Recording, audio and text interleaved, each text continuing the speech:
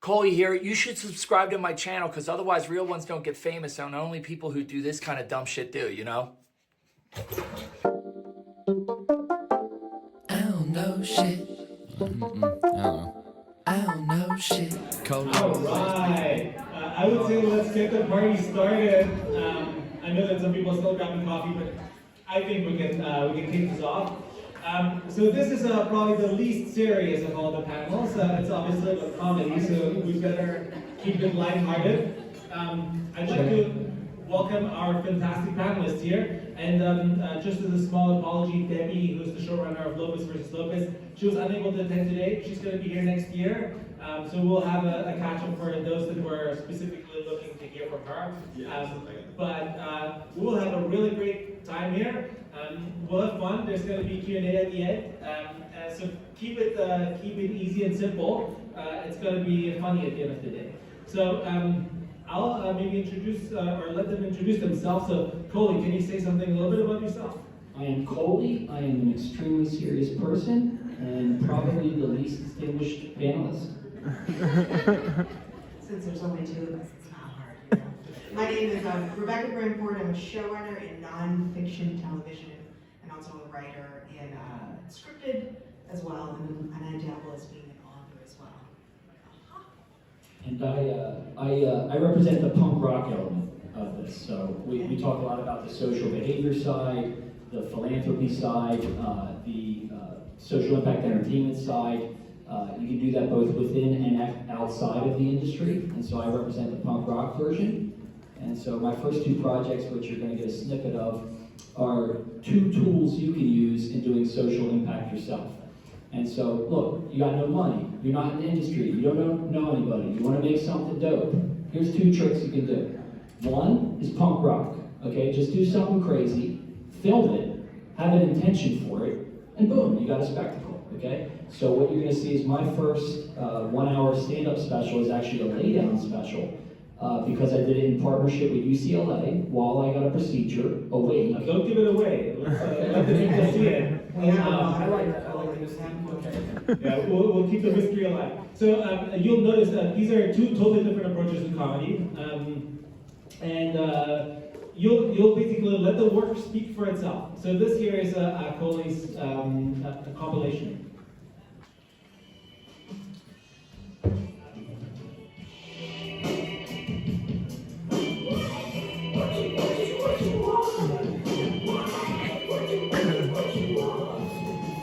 This is the most definitive way out of all forms of birth control to stop the pregnancy. It just so happens it's in the guy's responsibility and not on the female side. Here goes the snip.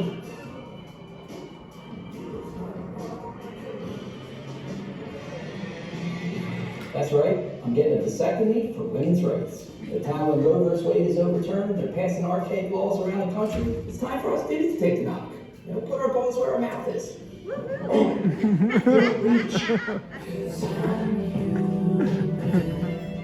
Welcome to the future. They're all mad at each other. They're fighting. The world seems like it's falling apart. I don't think they got the message. You guys did right what I said, right? Yeah, I mean, this is tough beans, but you know, life goes on. And everybody's pretty distraught from the pandemics, forest fires, riots, the violence. We should unify instead of dividing. It's certainly a stuck lately, right? There's a lot of reasons people do things. But at some point in time, you figure out that sometimes, or most of the time, you should just do things for love. It's supposed to be so simple.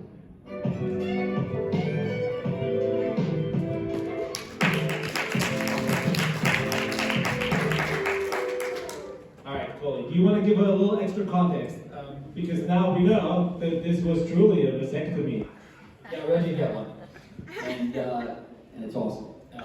But we'll talk about that more in the question and answer you ask. And then I want to give the second tool you can use, which is what we did in Jeebus, is we formed a community-owned co-op.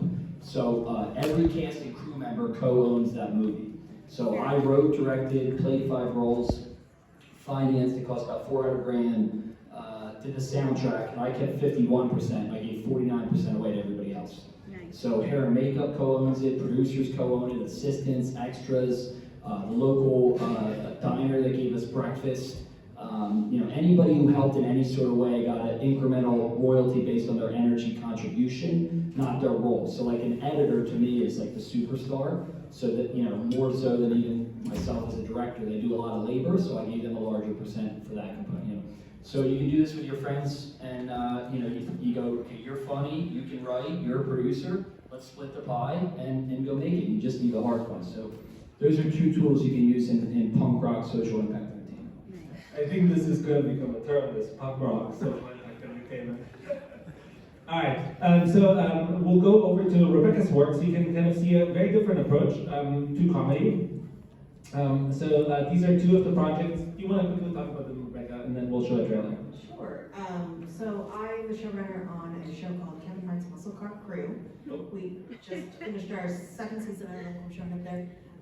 Who obviously we all know who Kevin Hart is, biggest comic in the world, and his 5 best friends all got into classic cars and realized immediately they knew nothing about cars, but they had a passion for the world.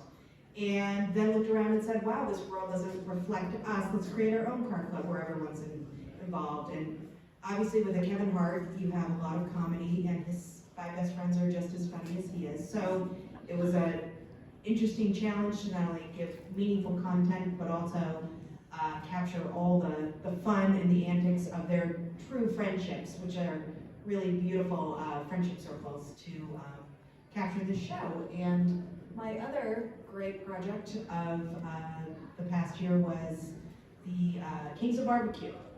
Cedric the Entertainer and Anthony Anderson are best friends. They decided to go into business to start a barbecue brand, to take back the grill, as we have all jokingly decided. And so the concept of that show was, what would it be like to be at the beginning of a $1 billion brand? Now, they are not a $1 billion brand yet, but that was the dream. Yeah, they will be. So that is the dream. So we had a great time. They've never done anything together. Cedric had never done a reality TV show. And so there were a lot of interesting challenges of mining that incredible improv energy they both had with each other, but also hiding all of the broccoli within the project, traveling the country, really getting back to the roots of where barbecue came, being respectful to the African American history of it. And it was just a really interesting and exciting project to execute on. So. And a neat tie-in synchronicity here is I got my start, I'm from Philly, I got my start at the same comedy club that Kevin Hart did. And it's called the Laugh House, and it was known as an urban club. And similar to Jim Carrey with the Wayans brothers, all the Brooklyn hipsters never got me or gave me a shot on stage, and the West Philly guys did. And so when people talk about DEI, it can go both ways. DEI Philly. All right, here is Kevin Hart's Muscle Car Crew. Quick trailer. What's going on? This is Kevin Hart, being my Muscle Car Crew. I work hard to clean out 69 Camaro. So buckle up. Shut your mouth. Going on a hunt for inspiration. We gotta go experience different cultures, look at different car clubs. We gotta get outside of LA. What are you doing with that umbrella? I can't get to the tail party though. Why you keep making the sound? Use your leg. That's what I'm using. All right, now you gotta get out. Nah, I get down with him. We got each other to lean on. This is like being with my friends. Did you think you would learn about cars at this conference? Well, now He's nuclear charismatic. Okay, so I'd love to actually talk about this, the work that you guys do, because comedy is not just funny. Comedy is a lot of work, and it's hard to pull it off. So why? Why these shows? Why comedy? How does this kind of tie in with your personal mission, your purpose in life? What do you look for as a person, as a creator, as an artist, and then why these shows? Well, for me, I really need to have something to dig into from content. There's a lot of nonfiction, there's a lot of reality. Not, I think people tend to gather us all into one bucket, but it actually is very nuanced. There's a lot of different types of shows. There's a Kardashian type of shows, docu-follows, all these different things. And so for me, is there something meaningful that we can do in the comedy? Comedy is tricky.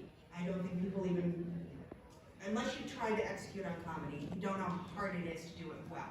You can do it, but to do it well and to do it in a certain tone. So there's there's a lot that goes into it. So for Kevin's show, what I actually was attracted to was the friendships.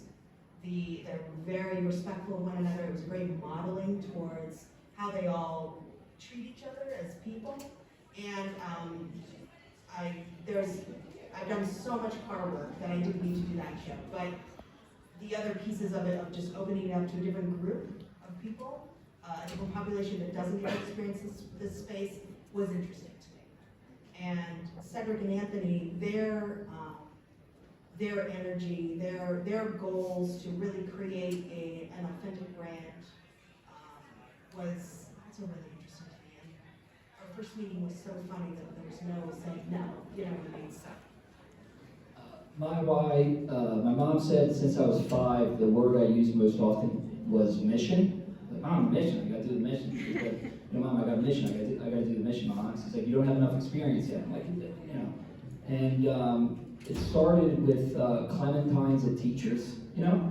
And I think as I got older, I just figured out better targets that were more deserving of the clementines, is kind of the short form.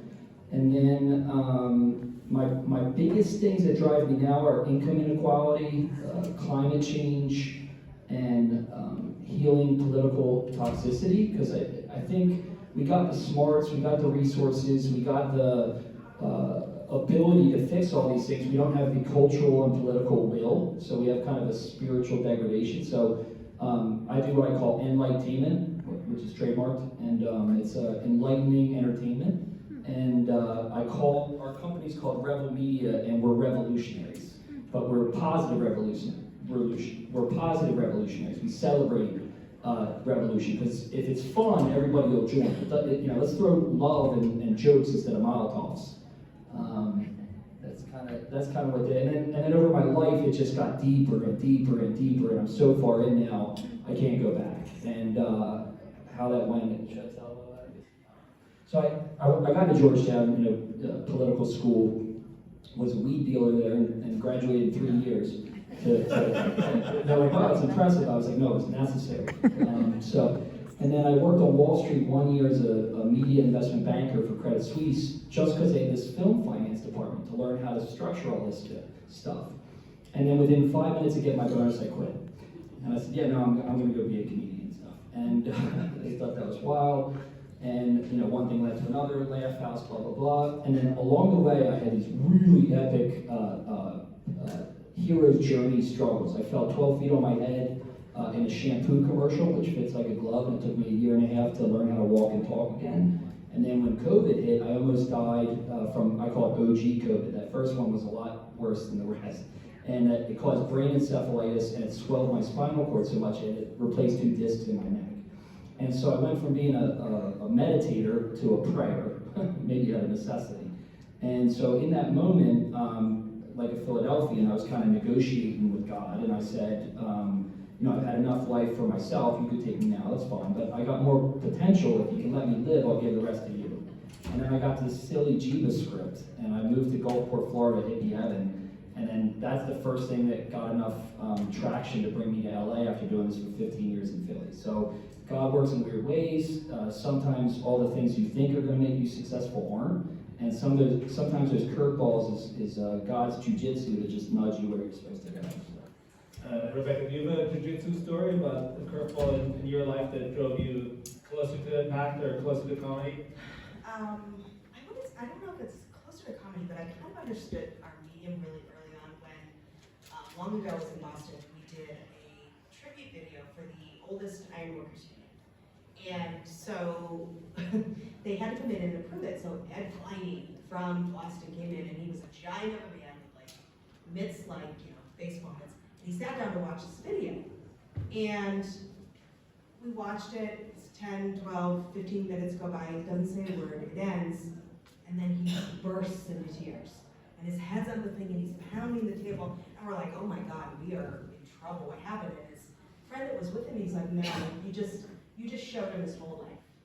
You just showed him his grandparents, his grandfather, his uncle, his brothers, everybody who's been in his life. You've just shown him his world in a way that he has never stopped to consider. And I was like, well, we can make grown men cry with this format. So from there, I felt like if you can find that personal connection, that meaning for your audience, you know, you gotta know who your audience is so that you can speak to them properly. But it was just a really nice lesson for me early on to say, oh, we really can make people consider, think differently about themselves. And he also, you know, we went on to go show it to the other, 200 people in that room. They all had the same reaction.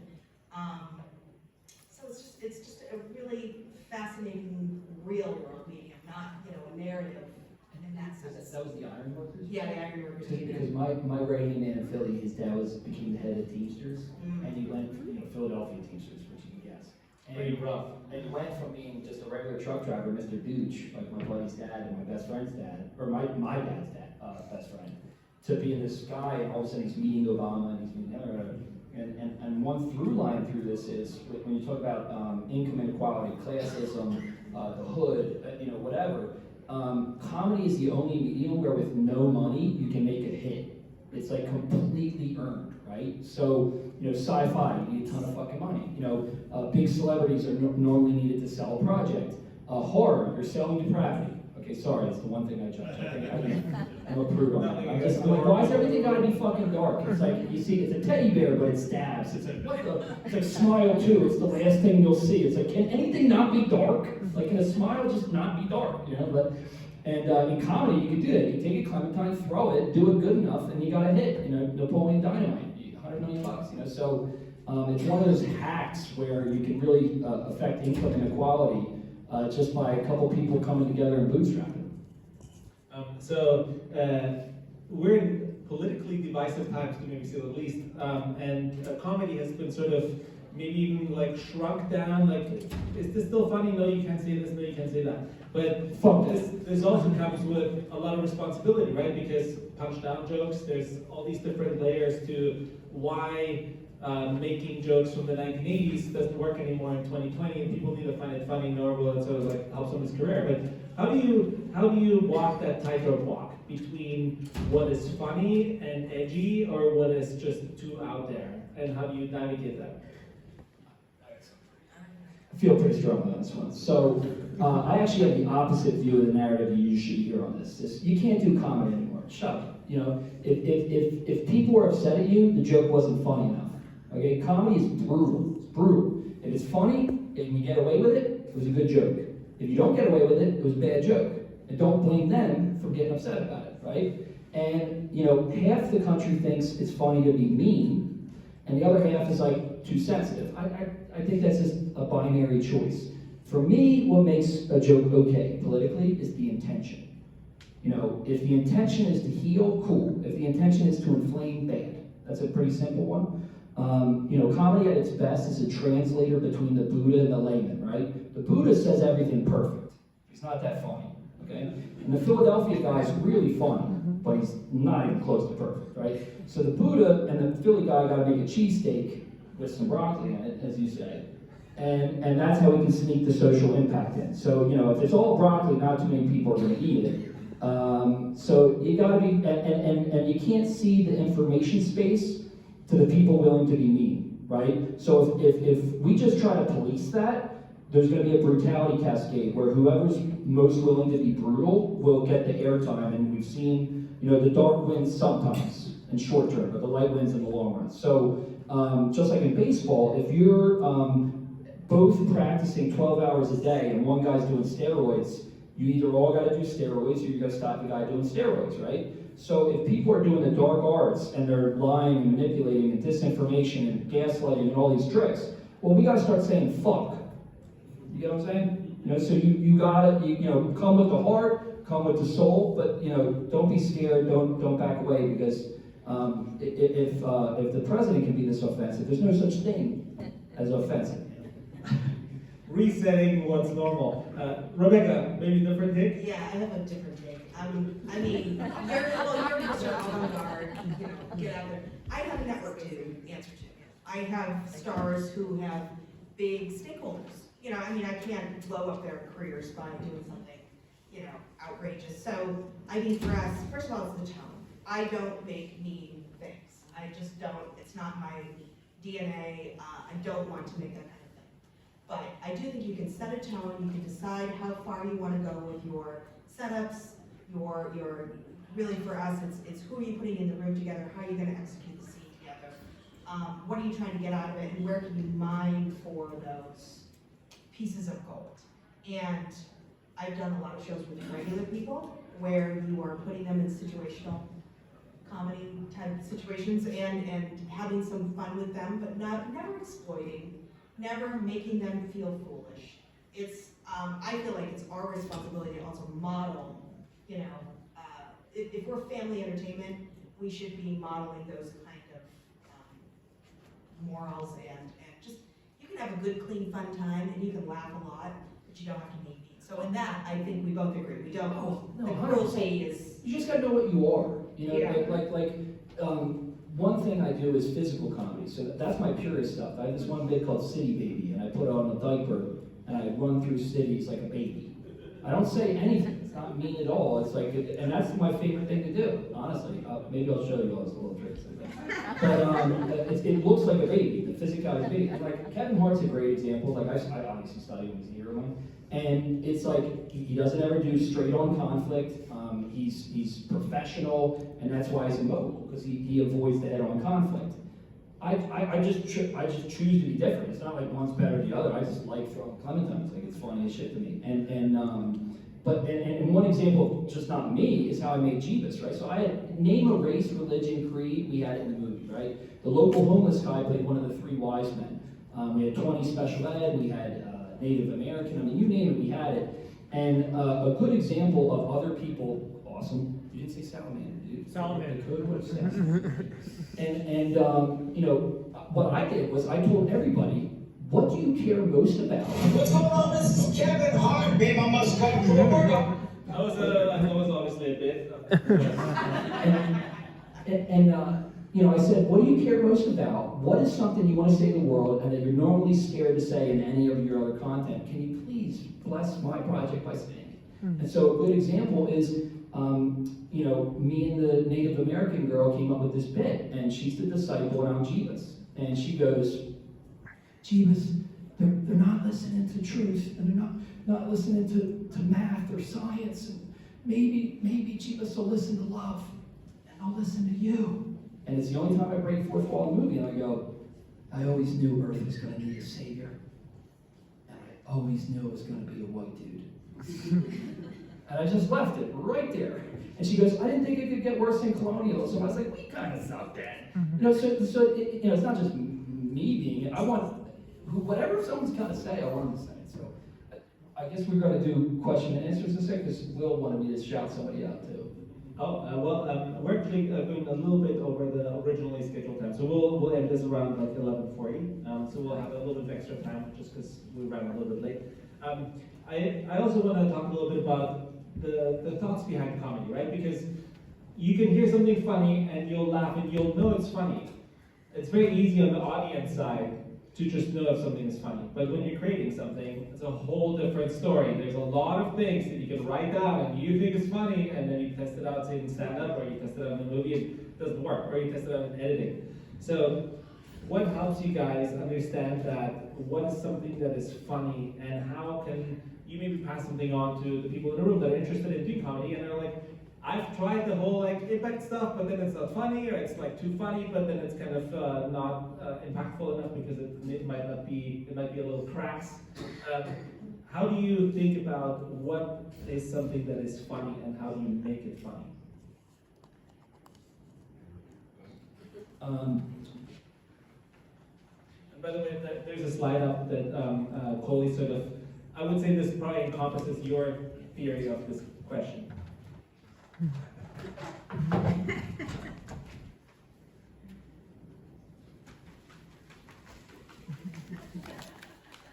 Why is that funny? I don't know. It's like, it's a, there's no rules to it. It's just, if it hits, it hits. If I already ever give any trick to it, it's to not care whether it's funny. I mean, I bomb all the time at Laugh House. I would dance in the beginning. I would come out to Rich Homie Kwan, and I would dance, and everybody would go nuts, and then I would go into this social impact stuff and lose everybody. And then I would usually finish until this OG comic told me, he's like, yo, dude, I dance at the end too. So you want to make people laugh. You don't want to but you sneak the broccoli in, and on the social impact thing and blending it. In the 60s, the musicians were the truth to power, and now they're the Pepsi deals and sex and shit, materialism. The comics can be the ones who do it, and I just don't know why people shy away from the material, because that's the biggest game in town. I actually think, everyone thinks I'm the avant-garde guy. Now, I got a couple things that I can't announce yet, that Jeebus is going to be a smash next year, like a smash. I mean, think about it. They only make Marvel movies, right? Superheroes? Well, who's more famous than Wolverine? Jeebus, right? Jeebus. He's the most famous IP ever, and he didn't have an estate, so it was pretty easy to clear, So it's kind of a hack, right? So, if there's one thing Trump did good, it's that politics is pop culture. Everyone's talking about it. That's it. That's about it for me. But so I think we got to get into the mud and sling, and you figure it out. I mean, you test things, you work them. I mean, over time you start to see it. For me, it's really just how you say it, how you look when you say it, the physical elements, the guttural elements, the fearlessness. It's like you can't really give like a content trick because everybody has a different thing they want to talk about. Rebecca, any content tricks on the unscripted side? I would say we think deeply about where we put our characters and what our settings are, and where can we mine that dysfunction, because that's comedy in the nonfiction. Yeah, life's fun. And sorry, just for clarification, you mean like the situational component of it? Yeah, exactly. Like putting, set an ant at the biggest barbecue competition in the world, and yet they have never even tested their sauces, or like what's going to happen, and how are they going to react to it, or just even the conceit of our show with Kevin Hart.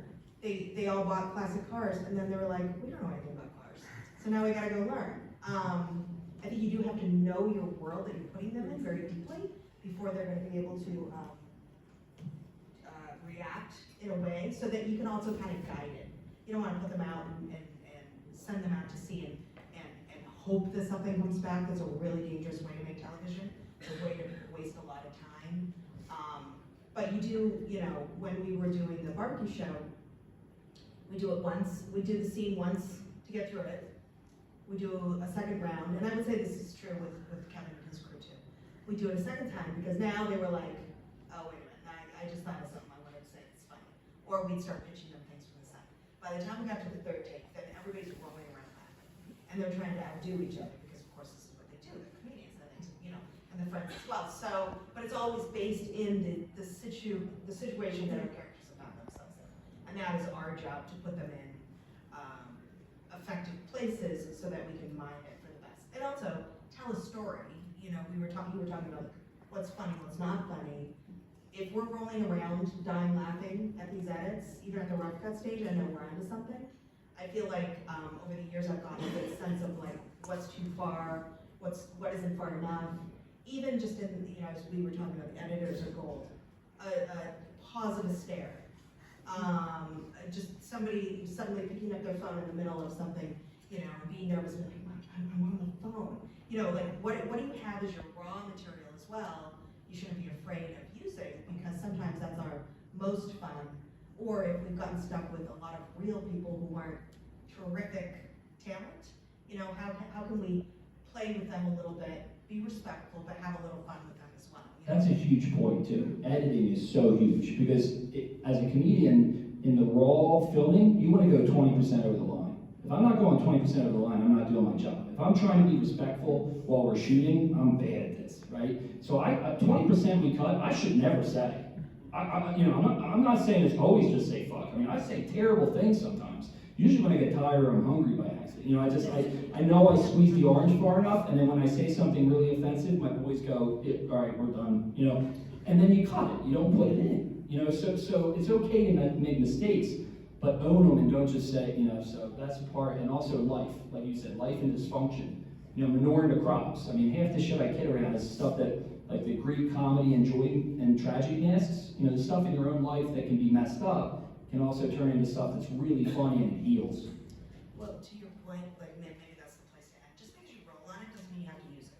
And that is, that's how you respect your talent, you respect your show, and you'll get the notes anyway from the network systems. But I do NDAs, and I'm a Philadelphian, so I honor my word, and I tell everybody, like, I'll show you your performance, and you tell me if you want me to cuss. I literally give every performer the edit right, because then they'll say crazy shit because they feel safe. They're not going to get canceled because I slip something in, and most of the time they're cool with the thing we end up putting in. So like, I really think that's super important. Like, you don't want to do any getcha stuff. Like, too many people in this society crab and weasel off each other, shooting at each other, trying to make it come up. That to me is also not funny. That's all dirty. It's like, get it from your own source. I think this point what you also talked about, right? That say Kevin knows that once this goes into the edit, he's got some level of control. So he knows that if he went too far, Rebecca's not going to run him over. I get fired, that's what I And you think you'll work with me? You know what I mean? Any star like that, they've spent their life building their career, and they know exactly who they are.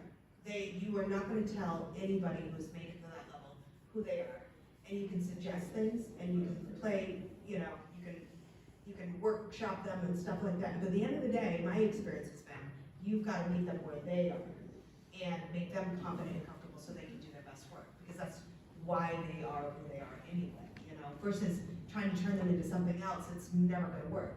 When you're creating a show from out of regular people, which I've done as well, then you have to kind of study, well, what are their characteristics? What's kind of popping for us? What can we enhance in the edit or take them to a place that they maybe haven't even thought about themselves? But that takes a lot of work.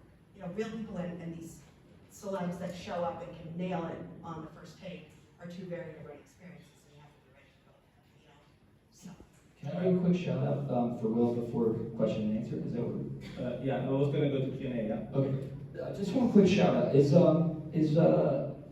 Katie Borum here? No, she's not.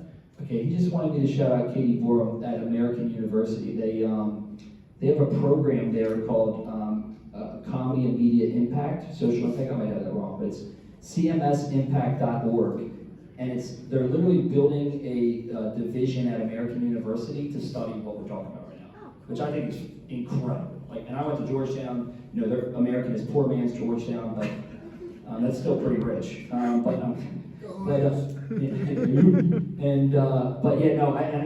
would highly recommend going to that org, and also yesandlaughterlab.com. I was looking at the sites this morning since Will Nix, also Will from Philly, which is awesome, told me to look, and it's super impressive. And she has a book called The Revolution is Hilarious, which is basically what my life runs off. Thank you. Yeah, Katie Borum's work is really important. There's a number of people that are studying this stuff. She's probably the leading scientist in the US on this intersection of comedy, impact, and the actual science behind what is funny and why is it funny. Okay, we'll open it up to the audience. Feel free to shout out the questions. You can also raise your hand and we'll pick you. Either or is fine. If you want to tell a joke, that is also welcome. But yeah, go ahead. Go for it. Hi, I have a question for you. You had mentioned, I am not going to tell a joke because my role in life is to be the straight man. Very important. Very important. You did mention earlier talking about misinformation and disinformation and how comedy can be used to combat that. And since that is part of my origin story of how I ended up in this room, I'm curious if you could expand on that a little bit more. How can you use comedy to combat these things? Make it a cheesesteak. So the gaslighting in this country is they'll gaslight to the hypocrisy of the gaslight to the hypocrisy to the hypocrisy of the gaslighting of the hypocrisy to the point where you don't know what's up, right? So if you go in with academic language, we need to save we've got to save democracy and authoritarianism. Half of the people in America are like, I don't know what that means, really. And it sounds so abstract. But if you can boil it down to a cheesesteak, A plus B equals C, right? So let's take, there's a scene in Jeebus where he's in the back, and there's a character who's based on the devil and, I don't say the name, I try not to say the name, Machiavelli, we'll call it Machiavelli, right? And he goes, he uses straw man, he points to this, he says the thing that, he accuses you of the thing that you're doing, that he's doing, and I basically gave his like 7 tricks in 30 seconds, and if you can identify the trick, maybe even in a meme, or you just like break it down to like, this is how they do this, that's how I would approach it. I think you gotta make it simple enough for people to understand. And then the other thing is, in Philadelphia, where the real patriotism started, right? It's where the country was born. Philadelphians are known for being kind of dumb, but also like very righteous, right? And they got this like sense of righteousness. If you can make the dark shit not cool, you know, like you don't want to go where they go because you want to go high, but because of the brutality cascade, I like a quick, you know, don't be a weasel, dude. You're being a weasel. And when you say it like that, you're like, that guy's a weasel. And so if we can be funnier than them, I think we end up winning that. One little addition, by the way, the use of satire, great mis and disinformation tool, great example, the movie Idiocracy, right? It's satire about something that we're like, oh, you kind of start thinking about things. Okay, Yeah. Next question. Yes. You just mentioned Idiocracy. So Mike Judge is one of my favorite creators, producers. In our current era of increased consolidation between massive corporate forces, how do you think we can contend with that, trying to write real, incisive comic stuff? Like Mike Judge famously got kind of blacklisted for a little while after making Idiocracy, pissing off the corporate sponsors. Maybe Rebecca, since you have a lot of experience with the big corporates. Yeah, television. you know, I mean, if you were just at the keynote, I was so happy to hear David Lindy say YouTube, because it's the conversation we're hearing over and over and over again, and I would have never thought that a year ago, 2 years ago. But now I feel like that is a place to grow your audience. They're going to find you if they like your voice, if they like your tone. You're not dealing with a network situation where every network has a personality, every network will only take it so far, or take it too far, whatever their personality is. It's so much to get something on the air in that regard, and I'm sure it's different even for him these days. So I really think that TikToks, the YouTubes, there is such an opportunity now to make your voice heard in that regard. And show up with the product. Don't do a pitch. They'll just steal it. You know, they'll be like, wait, we could just make it in-house and own the IP, right? So just show up with the product. Don't pitch the script. Don't pitch the concept. Make the movie, however the fuck you gotta do it, and then show up with that, and then you got a chance. You know, and then the marketing, like she said, it's so frustrating for me, but yeah, you show up at the top of the castle and they go, what's your TikTok moments? You know, so yeah. What's your TikTok moments? Well, you know, it's like you don't even do your 78. are you saying you do your finished product, like be ready to sell your product? Yeah, You I'm don't- gone. Yeah, like, Yeah, like yeah, that. So then you can just license it to them, and then that's basically like owning a house, right? So I sold the 3 houses I owned to make Jeevas. Right? I did all sorts of crazy shit for them. That was the least crazy. And you take that money, you make it now, it costs $400,000, right? But I own Jeevas for life. So say Amazon goes, hey, we want to license it for 2 years for $1 million. Boom. Then 2-year period exclusivity's up. Now Netflix is like, we want it because it got traction. We'll give you $2 million for the next 3 years. And then you can syndicate it to Apple, Amazon, airlines, foreign distribution, and you're basically just renting your movie house. It's like a house that you're renting. You know, so if you make it with your co-op and you split that with your people and you keep on going, just build the catalog. I mean, if you take, now let's look at the end of hopefully my journey in 20 years, right? Similar to Mike Judge, South Park. Fucking incredible. They just licensed their entire season catalog, 2 deals. One to Paramount for 6 years, one to HBO Max for 6 years. Guess how much the 6-year licenses are? Take a guess. 600 million. 960 million each. And in 6 years, they get to do it again. So if you make something real freaking good and they want it, and you license it and don't sell it, you know, you got, you know, that's how. I would say yes. Next question, just so we have about 2 questions left. Okay, so follow up on that. Once you make it, then how do you sell it? You pack up your shit, move to Hollywood, somehow go to things like this, tell everybody you know, make cards, tell everybody you meet, expect 7,000 rejections, in your head assume that they're wrong, and just go until you step in shit. You know, I've got a couple things going, fingers crossed, and it's part manifestation, part the product being good, part being brazen. And it's an interesting time in the industry, so I can't fully speak to that because I don't know yet. You know, I haven't got there yet. I just know I will. So, I don't. I wouldn't trust Hollywood to be altruistic. Rebecca, I think you got to smack them in the face to go and do something. how do you sell your stuff, Rebecca? She probably has a different. I do have a totally different. So I think to this idea of YouTube creating personally, there are so many people looking for different types of IP to expand it out into a different format. So short serial dramas, audio dramas, things that you can control that you're not going to have to sell your 3 houses for, which I'm too old for. I love that you're youth. I'm not into that, and I don't think you have to do that either. The tools are out there now in a way that I can't even believe. You know, you can roll. I have used my cell phone for things we have shot because it shoots 4K. Or you have DaVinci Resolve, download it for free. Now you can edit it and color it and mix it. Those are the tools that we are using professionally. So it does go down to talent, for sure. But I would also say if you're honing your voice, to spend $400,000, $1 million, $2 million on your own money, honing your voice, not sure that's the best investment. Yeah, and that's the smart answer, and the best way to sell something is have TikTok numbers. I mean, ironically, they do that. So start creating, Yeah. but do it, a comedic voice takes a long time. And It's-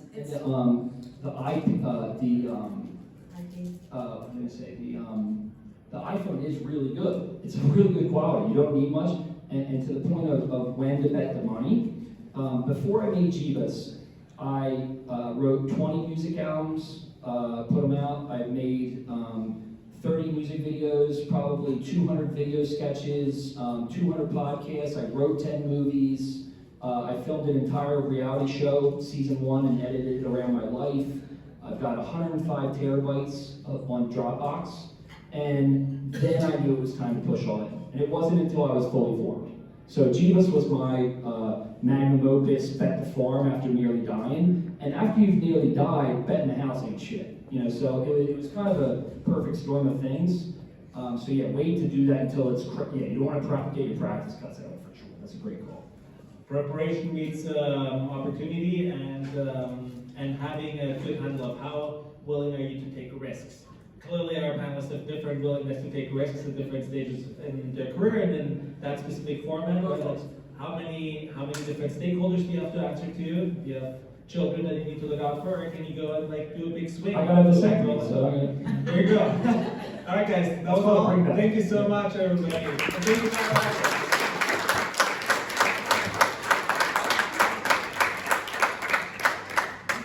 I don't know shit. Right now 76, thinking. I don't know shit.